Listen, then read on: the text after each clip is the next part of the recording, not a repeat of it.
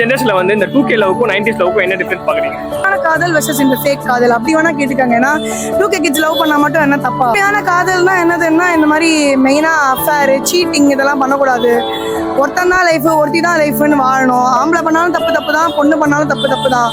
நிறைய பேர் வந்து இந்த மாதிரி எக்ஸ்ட்ரா மேரிட்டல் அஃபேர் இல்லை வந்து ஆல்ரெடி ஒரு கேர்ள் ஃப்ரெண்ட் கூட சுத்தின்னு இருக்கும் போதே சைட்ல ஒரு சைட் சிக்ஸ்லாம் வச்சுக்கிறாங்க. அதெல்லாம் ஆக்சுவலா it's not at all right. இல்ல ரெண்டு பேரும் சேர்ந்து தானே பண்றாங்க.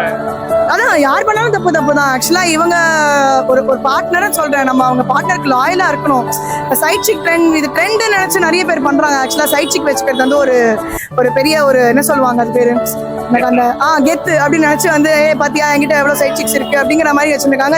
அது எவ்வளவு ஒரு moral value of love affect பண்ணும் அப்படிங்கிறதே தெரியல. ஐ திங்க் உண்மையா இருந்தாலே போதும் அவங்க பார்ட்னருக்கு. And at the same time வந்து இந்த மாதிரி கை அறுத்துக்கிறது, பிளாக்மெயில் பண்றது இதெல்லாம் இல்லாம நிஜமாவே உனக்கு பிடிச்சிருந்தா ஓகே அப்படின்னு சொல்லிட்டு லவ் பண்றது.